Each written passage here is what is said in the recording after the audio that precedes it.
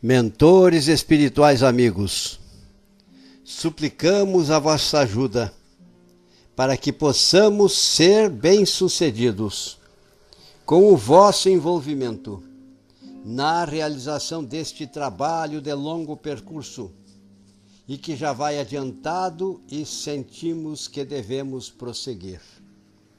Nossa prece é feita em nome de Jesus. E queremos, espíritos amigos, contar com a vossa ajuda. Hoje nós vamos falar a respeito da Gênese e a vida número 24. Dando continuidade ao tema relacionado com as projeções dos nossos pensamentos, bons ou maus, é preciso que não esqueçamos. Sempre pode acontecer nestes pensamentos a ingerência boa ou má por parte das entidades espirituais que compartilham e se afinizam com os nossos sentimentos. Quando verbalizamos ou não as emissões da nossa mente, é necessário frisarmos: se nossa postura mental é endereçada a Deus, em nome do Divino Mestre, dentro dos parâmetros como ele ensinou e vivenciou, com certeza os bons espíritos ouvirão as nossas preces, verbalizadas ou não, e nos proporcionarão a sua ajuda dentro das proporções que permite o amor divino.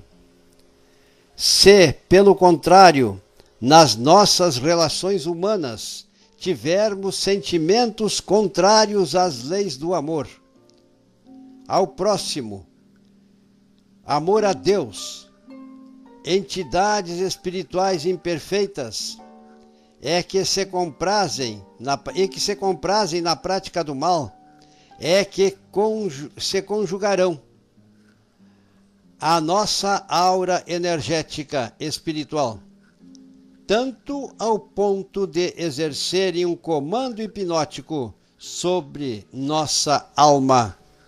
É quando nessa somatização nos prestamos para a prática das atitudes delituosas. É claro que quando um evento dessa natureza se verifica, é responsabilidade maior não é a das entidades, mas sim a mente invigilante e imperfeita do espírito encarnado, que prestou-se e deu registro para se deixar influenciar ou pelas personalidades intrusas e malévolas. Desse ponto de vista, verificamos o quanto são importantes as recomendações do Cristo no que diz respeito à postura de vigilância, afabilidade, doçura e indulgência para com as imperfeições dos outros, amor ao próximo e a Deus sobre todas as coisas. É necessário que entendamos as poderosas forças do bem, quando aproximam-se de nós e encontram, conhecem, identificam a natureza das nossas emoções, compreendem perfeitamente os nossos sentimentos e, portanto, não adianta querermos ser aparentemente bom. Na realidade, devemos e precisamos ser bom de verdade. Sob pena, é claro, de entrarmos nas leis de causa e efeito e sofrermos as consequências que facilmente podem acontecer, como estamos descrevendo nas presentes análises. Quando nos reunimos em nome de Cristo, imediatamente experimentamos os efeitos oriundos dos bons pensamentos, mesclados de benevolência. Respiramos uma atmosfera cheia de paz e dali saímos impregnados de eflúvios salutares.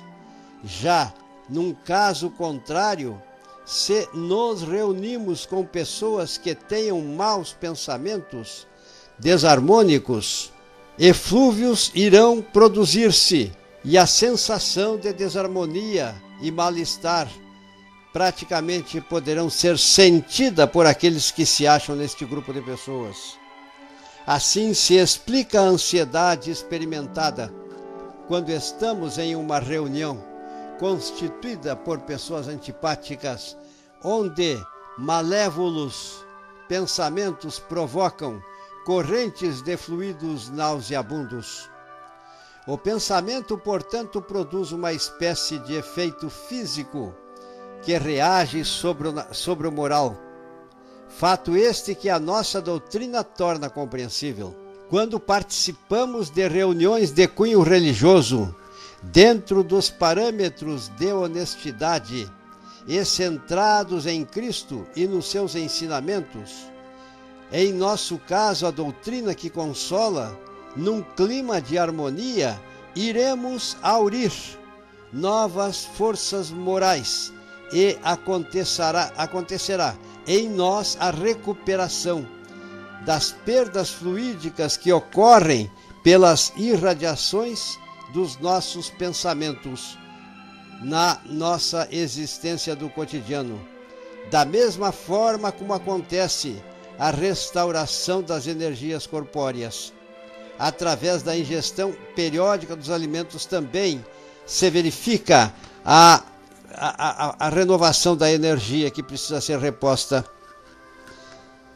Nós, nessas reuniões, recebemos eflúvios espirituais e restauramos o equilíbrio nas funções que precisam existir entre nosso espírito, perispírito e corpo somático. Tais desequilíbrios podem acontecer porque não somos perfeitos e eles acontecem em decorrência dos nossos desequilíbrios emocionais. Percebam, pois, a influência das nossas emoções e dos nossos pensamentos na harmonia tríplice que precisa existir em cada um de nós. Já que somos inteligência pura ou espírito, perispírito e corpo somático, estas partes todas que nos constituem na Terra como encarnados precisam ter, na sequência dos eventos que protagonizam, um perfeito estado de harmonia, de paz e de amor. Quando se diz que um médico opera a cura de um doente, por meio de boas palavras, enuncia-se uma verdade absoluta, pois que um pensamento bondoso traz consigo fluidos reparadores e providos de propriedades terapêuticas, das quais nossa alma está necessitando.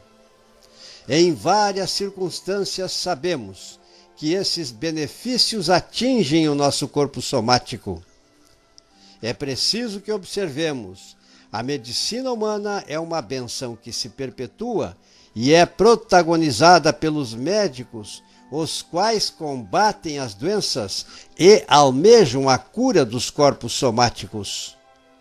No trajeto evolutivo, já temos médicos que reconhecem o valor da oração para aumentar a eficácia dos fármacos utilizados na realização do seu trabalho terapêutico e também no campo da clínica e da cirurgia, pois que muitas vezes, quando um cirurgião está realizando uma intervenção, se este médico pede ajuda a Deus e a divina providência, com certeza não irá faltar a presença amiga, benfazeja, amorosa e sábia de um espírito que muitas vezes auxilia o médico e ele tem então sucesso até mesmo nas curas que parecem impossíveis.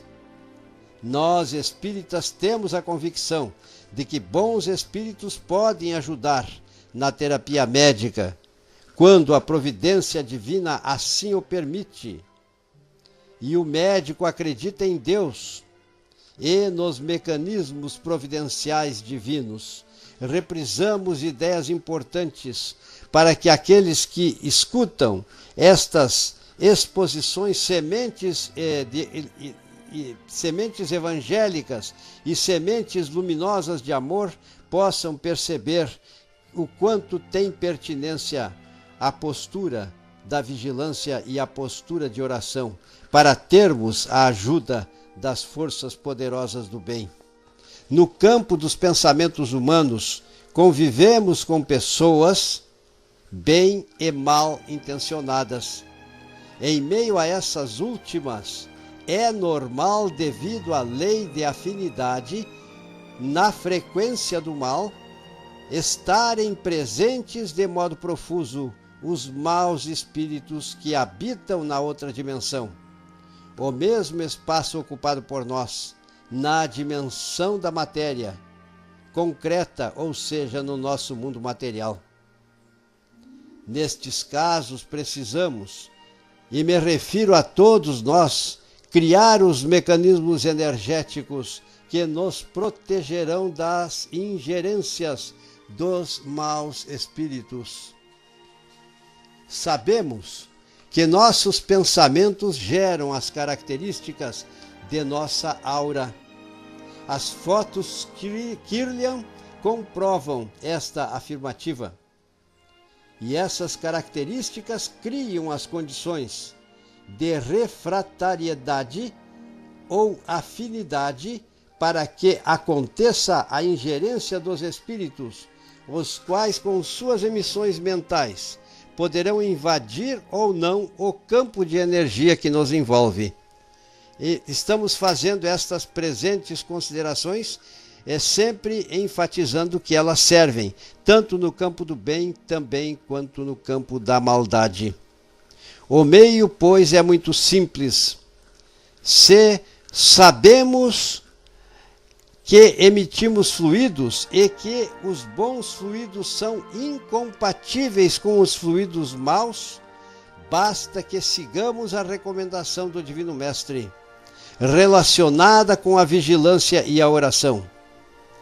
Neste caso, temos que exercitar nossos pensamentos e, no lugar dos pensamentos malévolos, criarmos pensamentos benevolentes, pela prática da indulgência.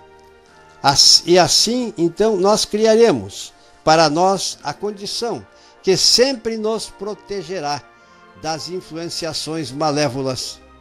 Vejam quanta procedência existe nos ensinamentos de Cristo, que dentro da observância das leis divinas nos deixou as chaves para as soluções de todos os problemas evolutivos nas nossas relações humanas.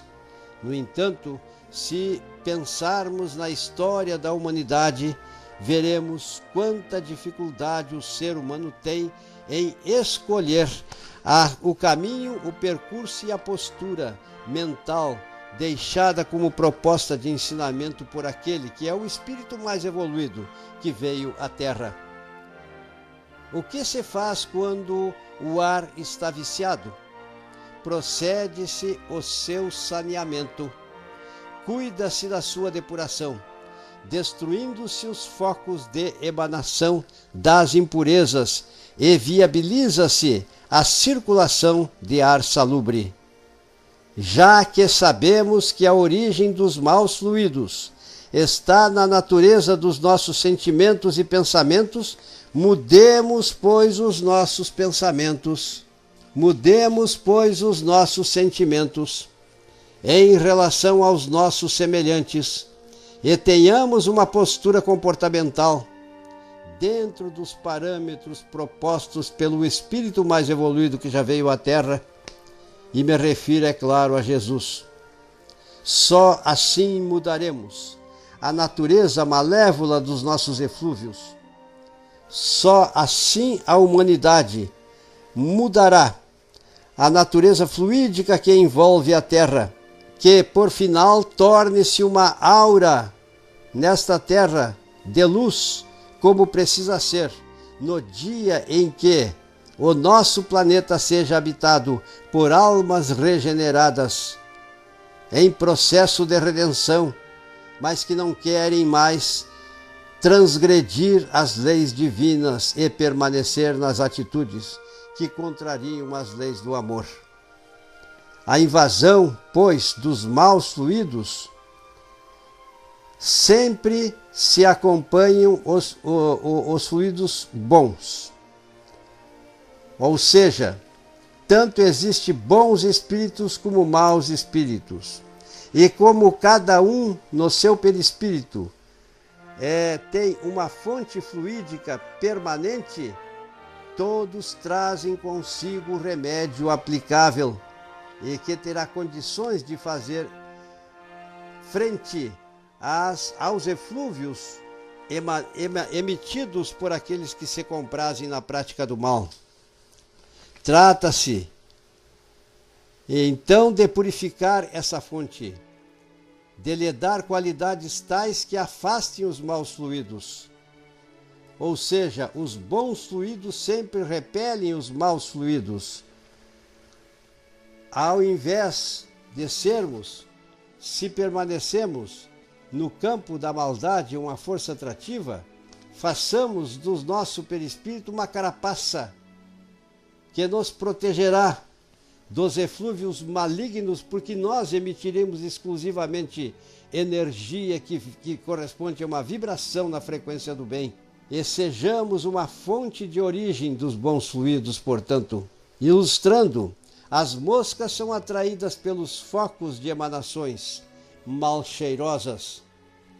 Os maus espíritos são atraídos pelo mal. Os espíritos bons, encarnados ou desencarnados, nada precisam, pois, temer das influências malignas. Percebam, pois, meus irmãos, como realmente a gente tem razão quando diz que Cristo nos forneceu todos os meios, não somente para a solução dos nossos problemas, mas principalmente para transformar a humanidade que povoa a Terra, tanto numa quanto noutra dimensão. E tudo trata-se de emissões fluídicas, pois, portanto, estamos no contexto quando assim nos expressamos e quando dizemos que estamos falando de fluido cósmico. Porque a partir dos fluidos cósmicos, os fluidos espirituais por nós são constituídos, adquirem propriedades boas. Os fluidos não são culpados. O fluido cósmico não tem nada a ver. Agora, a natureza dos nossos sentimentos, a nossa postura, isso sim. E dentro deste contexto, é necessário que entendamos que a nossa trajetória evolutiva, desde os tempos que se perde na noite dos tempos, vamos ser até quase redundantes na expressão, existem virtudes que vão sendo desenvolvidas ao longo da eternidade. Assim, conforme já somos conhecedores, o perispírito é o corpo que estabelece o vínculo entre o espírito e o corpo somático. Esse perispírito é feito de fluido cósmico. É o vínculo de união entre a alma ou inteligência pura e o corpo de carne. É por meio desse corpo espiritual que o espírito encarnado mantém uma relação contínua com os desencarnados também. Percebam a lucidez e a grandeza, porque nós estamos constantemente sendo influenciados no bom ou no mau sentido pelo plano espiritual. Sejamos, pois, providos das condições necessárias para que num clima de paz, de amor e de harmonia possamos ser acessados pelos espíritos de luz que com certeza nos proporcionarão e nos proporcionam sempre a sua ajuda. É preciso que entendamos então que, em suma, por intermédio do perispírito, se operam no homem fenômenos especiais, cuja causa fundamental não se encontra na matéria tangível e que por essa razão parecem ser sobrenaturais. Vamos ilustrar Existem médiuns que têm este atributo, esta virtude mediúnica muito desenvolvida, e ele consegue então vislumbrar a outra dimensão da vida, enxergar os outros seres. Temos diversas exemplificações a respeito destes fatos, mas só vamos citar 2 nomes para que vocês possam compreender. Francisco Cândido Xavier foi um médium provido destas condições e de muitas outras mais. Edivaldo Pereira Franco, o grande enviado também da Divina Providência, tem este atributo de dupla vista. Mas, prosseguindo no nosso estudo, é nas propriedades dos fluidos perispiríticos que se irradiam que temos a procurar a causa da dupla vista, a qual pode ser chamada visão psíquica, da qual muitas pessoas, como já foi dito e exemplificado, são dotadas, assim como a vista sonambúlica. O perispírito é o órgão sensitivo do espírito, e é por ele que muitas pessoas conseguem ter a percepção extrasensorial, ou seja, percebem os fatos que não podem ser vistos nem sentidos pelos órgãos físicos dos nossos sentidos. Por esses sentidos psíquicos, essas percepções se generalizam. O espírito vê, o espírito ouve, o espírito sente por todo o seu ser tudo o que se encontra na esfera de irradiação do seu fluido perispirítico. Nós estamos, é claro, fazendo uma transcrição, então vamos prosseguir dizendo que transcrevemos do livro A Gênese: no homem tais fenômenos constituem a manifestação da vida espiritual. É a alma a atuar para fora do organismo. É a inteligência pura através do corpo espiritual, atuando fora do seu ser. Na dupla vista, eles não veem com os olhos do corpo, mas com a percepção dos sentidos psíquicos, embora muitas vezes por hábito dirijam os olhos para o ponto que chama a sua atenção. Vê com os olhos da alma e por isso enxerga com os olhos fechados e vê o que está muito além do alcance do raio visual. Eles são capazes, às vezes, de lerem os pensamentos figurados nos raios fluídicos. Em casos registrados, o espírito pode afrouxar os laços que se prende ao corpo e transportam-se, quero dizer.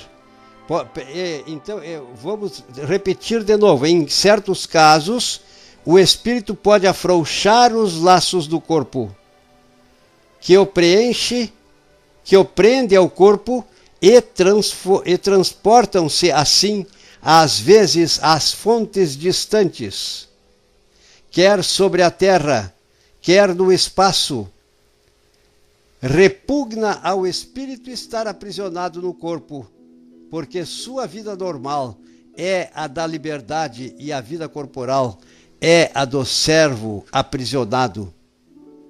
O acervo cultural espírita fornece vasto campo de informações, psicografadas via mediúnica, a respeito das almas desencarnadas em diferentes graus de hierarquia psíquica.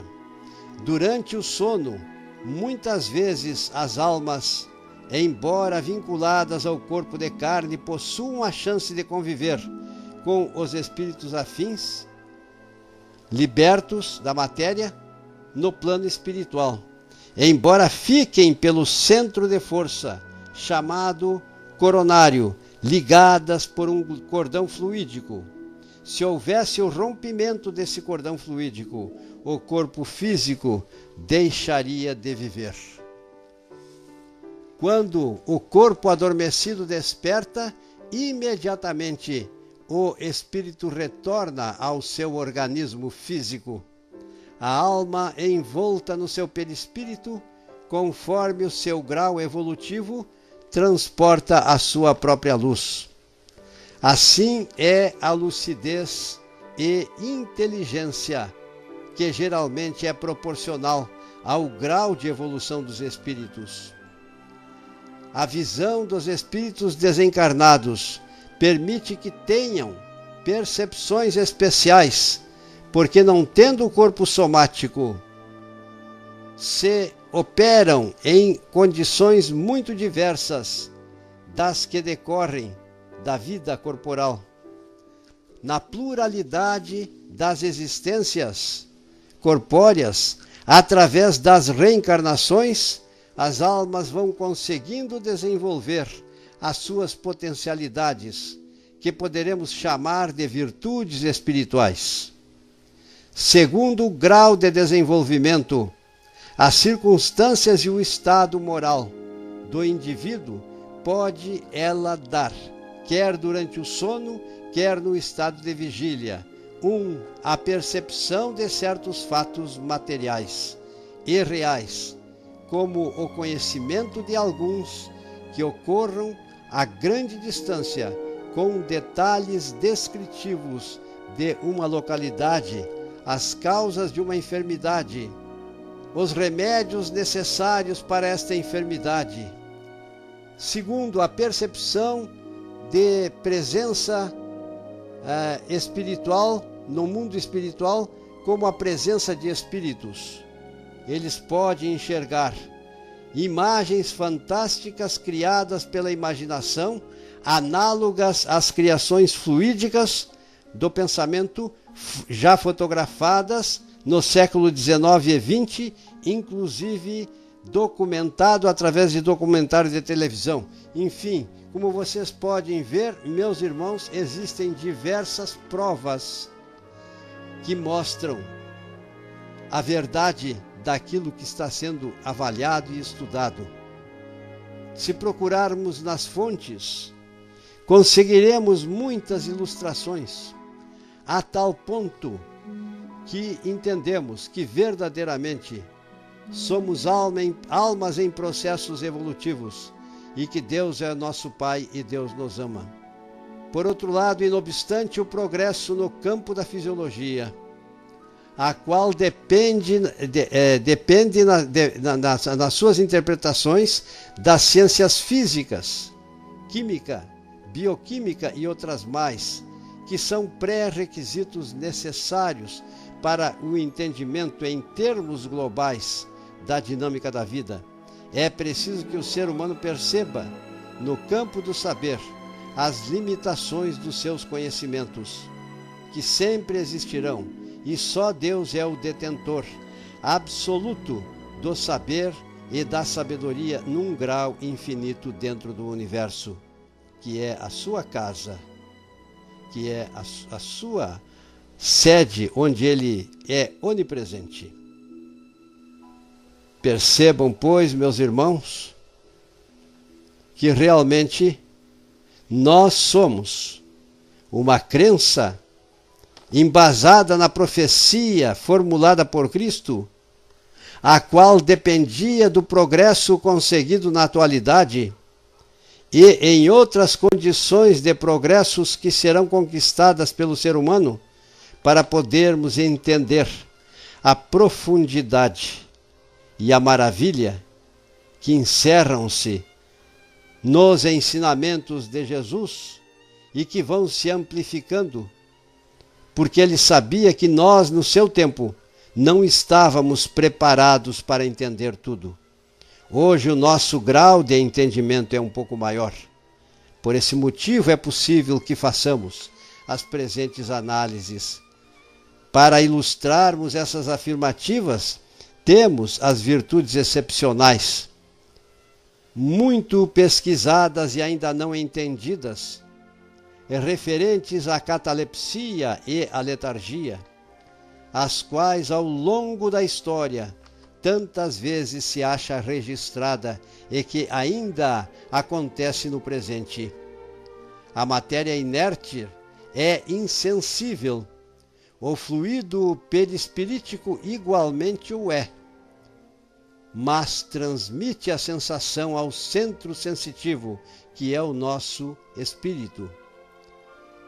As lesões dolorosas do corpo repercutem, pois, no espírito, qual choque elétrico, por intermédio do fluido perispiritual, que se manifesta nos nervos, como se fossem fios condutores, e de fato o são.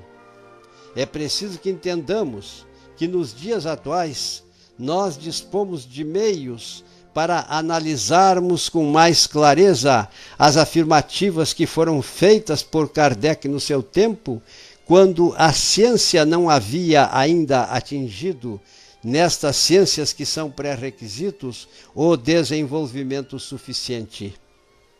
No entanto, o que ele falou traduzem as verdades que hoje nós conhecemos numa amplitude maior. Hoje já se conseguiram as explicações que revelam, quero dizer, como os estímulos se propagam no corpo somático através das fibras nervosas. São fatos conhecidos e estudados no campo da pesquisa, das pesquisas biomédicas. Todavia, cientificamente, o homem mecanicista não entende nem aceita. Mas a verdade é que repercute estas sensações captadas no corpo ou manifestadas no corpo físico em relação ao corpo espiritual e, por fim, na inteligência pura que é a nossa alma. Esses eventos vitais, todos que acontecem no corpo, são percebidos pela alma. Vamos agora falar nestas percepções, no campo da percepção, que existe um estado que pode ser produzido via hipnótica nas pessoas, ou que acontecem mesmo em outras circunstâncias, em que uma região do corpo acontece o afastamento perispirítico, e nesse caso, aquela região fica sem sensibilidade.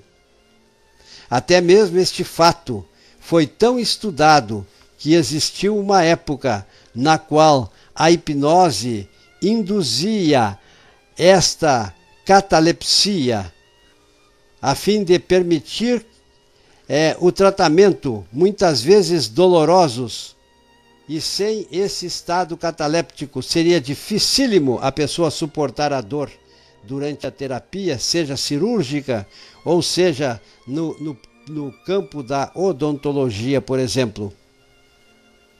Isso acontecia bastante no século passado e também no século XIX, quando ainda os anestésicos não eram conhecidos e que na atualidade bloqueiam a dor.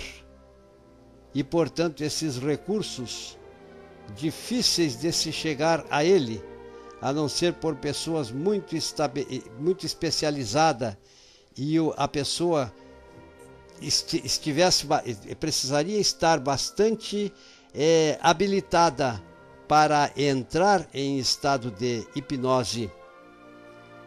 Agora vamos falar do estado de letargia, que já não se refere à insensibilidade de uma parte do corpo, mas sim ao fato de que, ficando o fluido perispiritual preso ao corpo somático, provavelmente só pelo cordão de prata, ou por somente poucos pontos, que é uma opinião minha, do corpo espiritual, do corpo físico, quer dizer, o corpo espiritual, o corpo vai adquirir neste estado uma aparência como se estivesse morto, numa forma tão pronunciada que pode até iniciar-se neste corpo a decomposição. Foi o que aconteceu com Lázaro.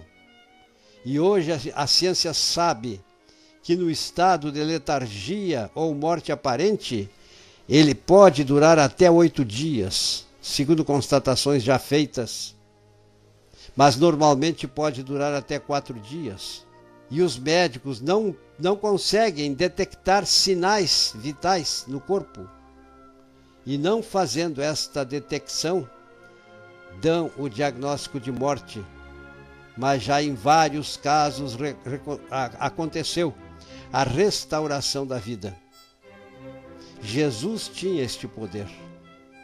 O passado registra esses fatos, quando então a pessoa aparentemente morta retorna à vida.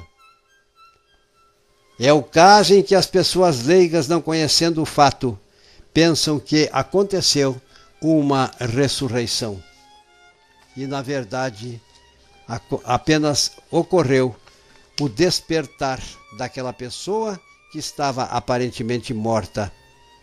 A seguir, para ilustrar essas afirmativas, nós vamos transcrever fatos bíblicos, que não somente estão registrados na Gênesis, mas também na Bíblia, a Bíblia adotada pelas várias crenças religiosas. Vamos passar a descrever uma delas. Tendo Jesus passado novamente de barco para a outra margem, logo que desembarcou, grande multidão se lhe apinhou ao derredor. Então um chefe de sinagoga, chamado Jairo, veio ao seu encontro e, ao aproximar-se dele, se lhe lançou aos pés, a suplicar com grande instância, dizendo: tenho uma filha que está no momento de extremo. Venha impor-lhe as mãos para a curar e lhe salvar a vida. Jesus foi com ele, acompanhado de grande multidão que o comprimia. Quando Jairo ainda falava, vieram pessoas que lhe eram subordinadas e lhes disseram: tua filha está morta, por que hás de dar ao mestre o incômodo de ir mais longe? Jesus, porém, ouvindo isso, disse ao chefe da sinagoga: não te aflijas, crê apenas.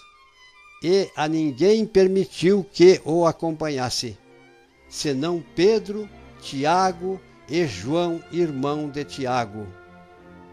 Chegando à casa do chefe da sinagoga, ele notou que existia uma aglomeração confusa de pessoas que choravam e soltavam grandes gritos. Entrando, disse-lhes ele: por que fazeis tanto alarido? Por que estáis a chorar? Essa menina não está morta, está apenas adormecida. E as pessoas, ouvindo suas palavras, zombavam dele. Tendo feito Jesus que toda a gente saísse, chamou o pai e a mãe da menina e os que tinham vindo com ele em sua companhia, e entrou no lugar em que a menina se achava deitada. Tomou-lhe a mão e disse: Talitá cumi, isto é, minha filha, levanta-te, eu te ordeno. No mesmo instante, a menina se levantou e se pôs a andar, pois contava apenas 12 anos, e todos ficaram maravilhados. Se vocês pesquisarem nos textos bíblicos, irão encontrar todos esses relatos no livro de Marcos, no capítulo 5, do versículo 21 ao versículo 43. E ainda irão encontrar mais. No dia seguinte, dirigiu-se Jesus para uma cidade chamada Naim. Acompanhavam-no seus discípulos e grande multidão. Quando estavam perto da porta da cidade, aconteceu que levavam a sepultar um morto, que era filho único de sua mãe, e essa mulher era viúva. Estava com ela grande número de pessoas da cidade.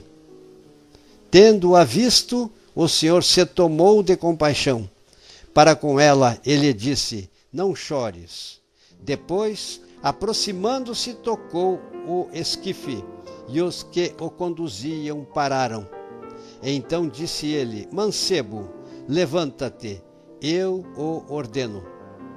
Imediatamente o moço se sentou e começou a falar, e Jesus o restituiu à sua mãe. Todos os que estavam presentes ficaram tomados de espanto e glorificaram a Deus, dizendo: um grande profeta surgiu entre nós, e Deus visitou o seu povo. O rumor desse milagre que ele fizera se espalhou por toda a Judéia e também por todas as redondezas. Esse relato foi também copiado, meus irmãos, do livro de Lucas, capítulo 7, versículo 11 a 17. Mais tarde, no transcurso das nossas análises, teremos a oportunidade de falar dos atributos humanos conduzidos pelas entidades espirituais benevolentes num número legionário, que estão conseguindo na atualidade os mesmos resultados para aqueles aflitos, desesperados, abandonados da sorte, e por aqueles que muitas vezes muito têm e ignoram o sofrimento daqueles que não têm outra alternativa, já que não tem como ir ao hospital, já que não tem como recorrer ao médico. E, no entanto, ficam curados. Mas este é um aspecto que merece ter uma exposição pormenorizada numa oportunidade na sequência dos fatos. Mas esses relatos e outros seriam contrários à lei da natureza e, portanto, milagrosos, se as personagens em questão realmente se achassem mortas. Isso é uma afirmativa, mas não estavam mortas. O que acontece é que Cristo, em sua incomensurável magnitude, conseguia com sua clarividência perceber a alma ainda ligada ao corpo e, portanto, inobstante o quadro da morte aparente, os personagens de tais fatos encontravam-se em estado não de morte, mas sim de letargia ou morte aparente. O poder dos fluidos mentomagnéticos emitidos por Cristo e que transcende de todos os modos a nossa competência de análise, eram tão ricos de propriedades restauradoras, curativas, revitalizantes, que ao adentrarem nos corpos em estado de letargia, estes despertavam e retornavam à normalidade. Embora para Deus tudo seja possível, sabemos que Ele não precisa derrogar as suas leis. Mas preciso era que tivéssemos os conhecimentos que na atualidade possuem os homens, para que pudéssemos fazer tais interpretações.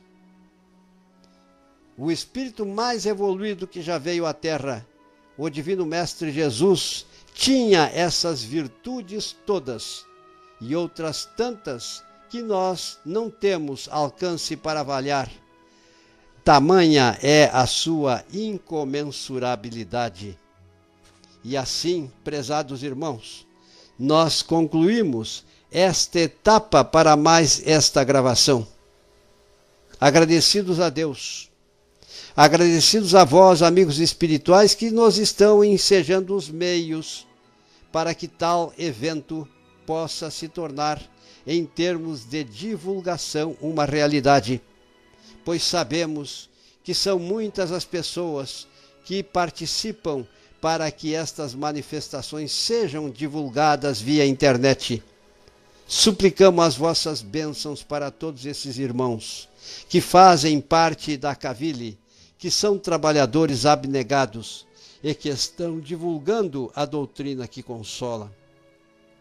E assim agradecemos a Ti, Jesus, aos irmãos da Colônia Maria de Nazaré, aos irmãos espirituais todos que estão a par desses acontecimentos e que brilham na sua luz e estão em perfeita sintonia com as emanações divinas, que todos possam ser abençoados pelo amor divino, porque a humanidade precisa, nesta oportunidade, ser esclarecida e possa tomar ainda a decisão, quando estamos ainda em tempo de nos regenerarmos e reiniciarmos a nossa trajetória, como na parábola do filho pródigo, em direção ao nosso Deus. Obrigado, Jesus, e que assim seja.